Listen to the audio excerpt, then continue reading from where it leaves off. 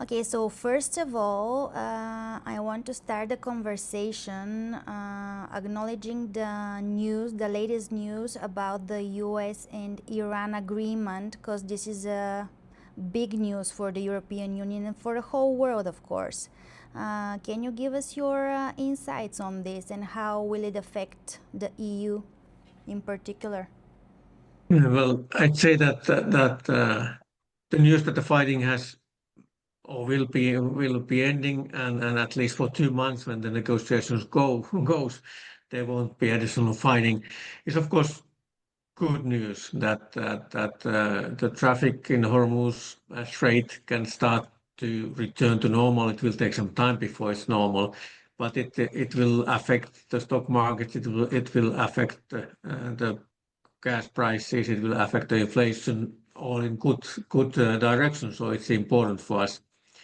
For United States, this is of course a great failure.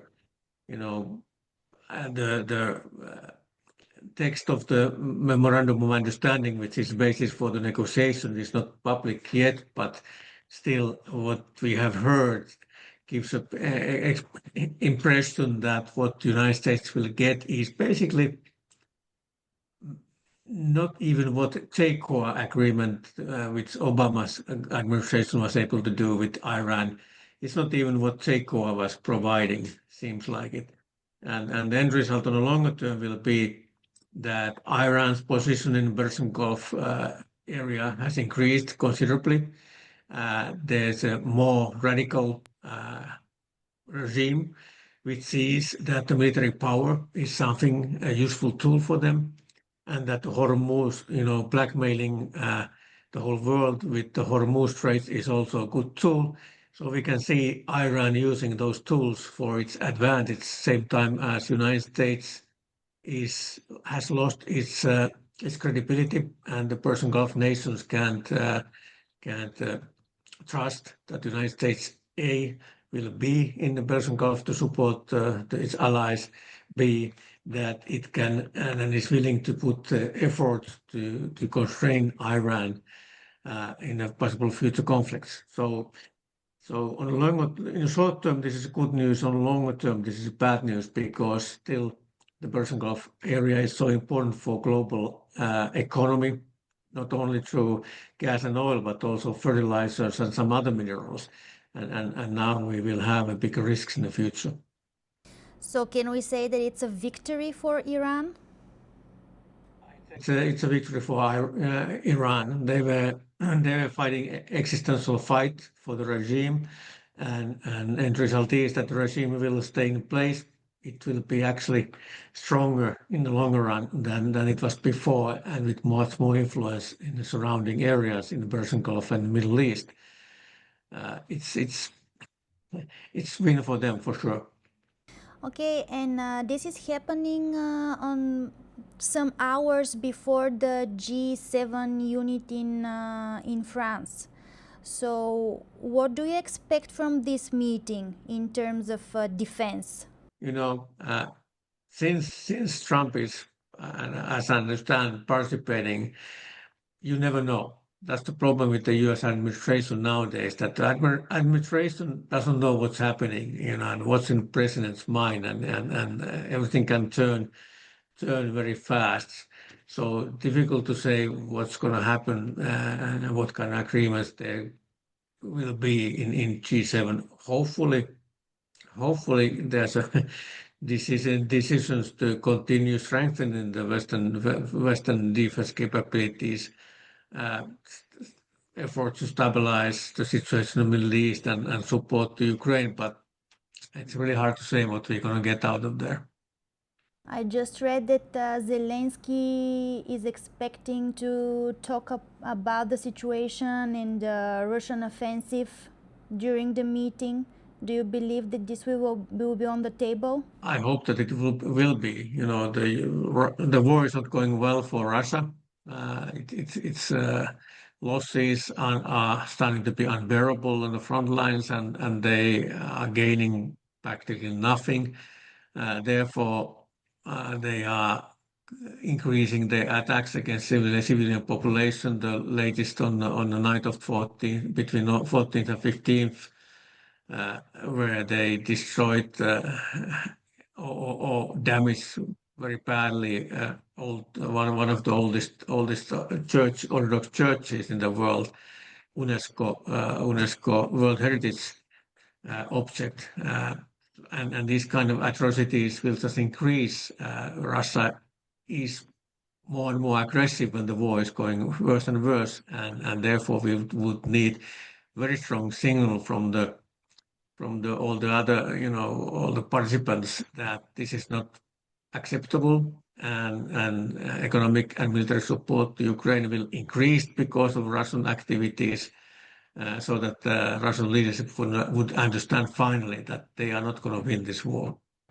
And how do you assess the current Russia's military capabilities? Say that Russia's conventional army, tanks, artillery, infantry, all that, that's really not. It's not a force that could gain too much. Their capabilities are quite low compared to the Western forces, even against Ukrainian forces. But they have two strengths. One strength is, of course, their drone capabilities, which they have copied from Ukraine. They can produce millions of drones and are pretty capable of using them. In Ukraine, like attritional warfare, where the front lines move very slowly, that's a doable tool. I don't believe that the drones would be as effective as they're in Ukraine in the mobile fighting against NATO forces with superior air forces. But what is a real threat from Russian side of the nuclear weapons, what is a real threat is the long-range capabilities, the capability to build approximately 12 to 1,500 cruise and ballistic missiles annually, over 60,000 Shahid-like suicide UAVs, and capability to strike deep into Europe, and in such a massive amount of missiles and drones, UAVs, that we don't have any air defense capabilities able to stop that kind of attack. That's the real military threat from Russian side. So you don't think that the manpower is their strength? No, the manpower in Russia, it's just cannon fodder. They are not well trained. They are not well motivated. Facing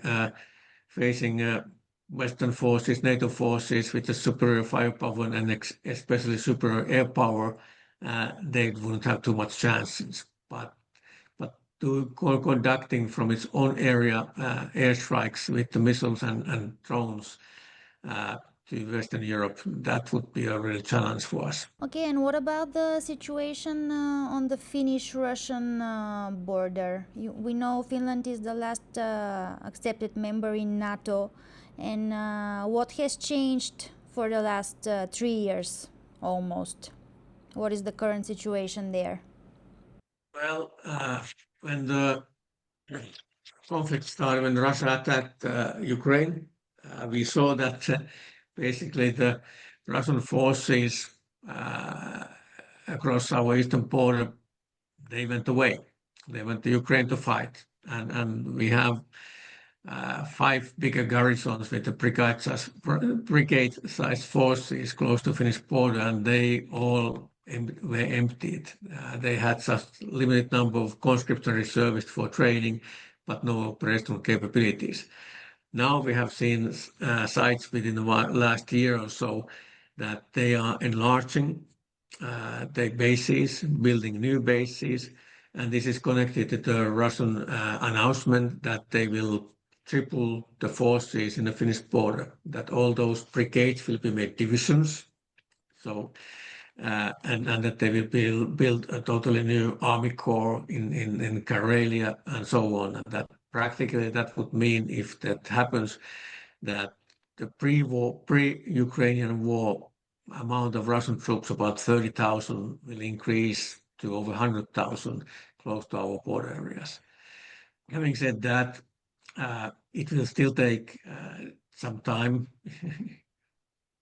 to build that infrastructure for those forces, and then to move the forces, train the force, equip the force. It will take several years before they are real threat. And even then, I have to say that it's not that big a military force that it could take Finland. They could be a threat, but they wouldn't have any chances to conquer even parts of Finland, because those forces are not big enough and not capable enough compared to our own forces reinforced with the NATO reinforcements. So the risk of escalation, you think it's low? Well, with Russia, never say never. The Russians have always, first of all, Putin is a dictator who can take operations that are very risky and which probably will cause a lot of loss of life for Russians, and he couldn't care. And on the other hand, Russian military has always been capable of achieving operational surprise. They're very good in Maskirovka and then doing something that nobody expects. And I don't believe that Russia would be interested to have a major war with NATO, because they don't have military force, and they don't especially have the economical force to face. Our economy, EU alone, is 12 times bigger than the Russian economy. You can't win war with that kind of economy. But what they might try to do is a limited operation by area and time, limited operation against the NATO country to break the NATO alliance willingness to wage the war, to challenge Article 5, so to say. And that can happen very easily. There's been many areas has been named. Some people say that it can be in Baltic states, Estonia, for example, or it can be one of the islands on the Baltic Sea. It could be northern Finland. It could be Svalbard. I actually am not too worried about northern Finland and Finland generally, because we have big capabilities. We are much better trained to operate in those environments, and we have much bigger air power in the area. So that wouldn't go too well. But again, airstrikes with missiles or operation, especially in the Svalbard, which is an area where Russia has a military superiority, something like that might be a possibility. So you in the European Union, you are acting. You're very active on the topic of Ukraine. What do you think, in the European context, should be done more and hasn't been done yet? What is the EU missing in action?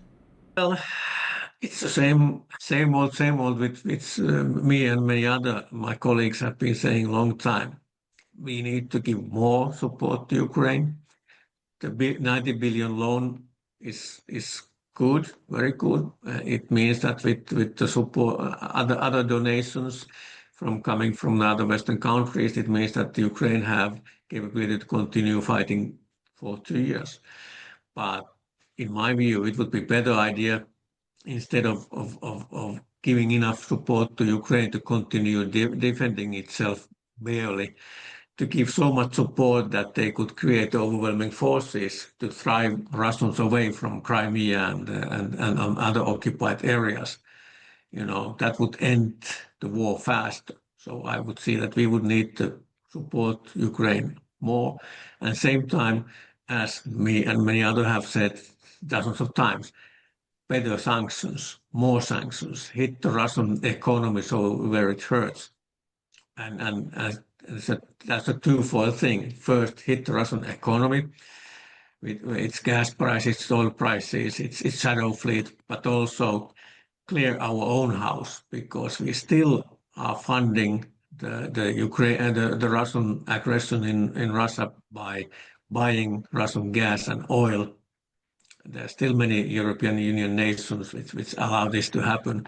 We like Ireland is a good example where they allow aluminium factory to operate in the area, exporting hundreds of thousands of tons aluminium every year to Russia, where it's used for its defense industry. Stop all this. Clear our own base first, hit the Russians with more, and hit the third countries which are supporting Russia, like China, more. All this is needed. And would you say the EU is united in this, or there are still Trojan horses, member states? I say that generally everybody is agreeing that we need to support Ukraine. And now that Viktor Orban lost his election and lost his power, we don't have anybody who would sabotage clearly support the Ukraine as Orban did. But then comes the but. There's always countries which have some national interests, so to say, why they don't want to do full effort. There's always some caveats. I mentioned the Irish, that they let the aluminium factory go ongoing. The Belgians prevent EU from sanctioning Vladimir Lysin, who is one of the richest Russian oligarchs, good friend of Vladimir Putin, and whose factories are supporting Russian military industry, and who has factories in Belgium. There's always somebody who comes in and say that, well, yes, we are supporting this and that, but this is something we don't want to touch. We have the same problem in Finland. We have a factory which is exporting not nickel, but nickel stone material which can be used for defense industry to Russia. So you should get rid of these caveats, national caveats. Last week there was the decision of the Bulgarian government to stop selling arms to Ukraine. Has this news come to Brussels? What is the opinion there? Well, everybody I have talked about thinks that this is a clear pro-Russian activity. What the new Prime Minister of Bulgaria is saying is same as other Putinists have said, or Putin-minded people have said all over Europe and the United States, that, well, Ukraine is not going to win this war, and the fighting is unnecessary, so there's no idea to give weapons to Ukraine, blah, blah, blah, which is all lies, because we've seen that with better weapons, Ukraine can defend itself. It's defending itself for fifth year. At the same time as Bulgarian Prime Minister is preventing Ukraine to buy weapons from Bulgaria, Russia can buy whatever it needs with the support of China. And I haven't seen Bulgarian government to take any drastic actions to be balanced in this by sanctioning, for example, Russian activities more or anything like that. So this is pro-Putin activity. Okay, thank you for the honest opinion. One last question. What do you think about the Russia's propaganda, especially in the media landscape? Do you think it's a real threat, or it's something exaggerated? It's a real threat because, again, the worse the war goes, the more effort they put on the propaganda and information campaigns. If they can't win the real war in the front lines, they want to win on the cognitive level between every EU citizen's ears by spreading misinformation and information campaign, trying to give a impression that they are winning the war, which is not happening, and so on. And some experts estimate that around 70% of the Russian intel services budgets are used now for info campaigning and hybrid warfare against European countries, and even some Russian companies are participating in funding this effort. They are using hundreds of millions to coerce Europeans to believe that Russia will win the war and turn them anti-Ukrainian. And in some countries, as in Bulgaria, we've seen that some people buy this story. So far, most people haven't. Support in all EU countries to support Ukraine is much bigger than anti-Ukrainian feelings. But again, it's a danger. It's if this campaign continues long enough, it will have effect. So we should do something to stop it. Okay, last question. In the beginning of July, there is a NATO summit. Donald Trump already said that he's going to go to Turkey. Do you think there will be some breakthrough or alienation? What should we expect? Well, I'd say that the most important thing that everybody now hopes, it's clear that the United States will withdraw its capabilities from Europe. But most important thing, and this is something that the European nations accept, that we have to finally grow up. We have to take a responsibility of our own security. We have money, we have people, we can do this. But what European nations want is that this is a planned change, so that European nations are giving time to create the capabilities to replace those capabilities that the Americans are pulling out, so that there wouldn't be any security gap on our defense capabilities. So we need a longer term planned withdrawal of US capabilities and forces, and also what is wanted to clear statement from United States that the United States still honors NATO and NATO Article 5 commitments on the defense of Europe. But whether we will get that or not remains to be seen, because you never know with Trump. It was a pleasure talking to you. Have a good day.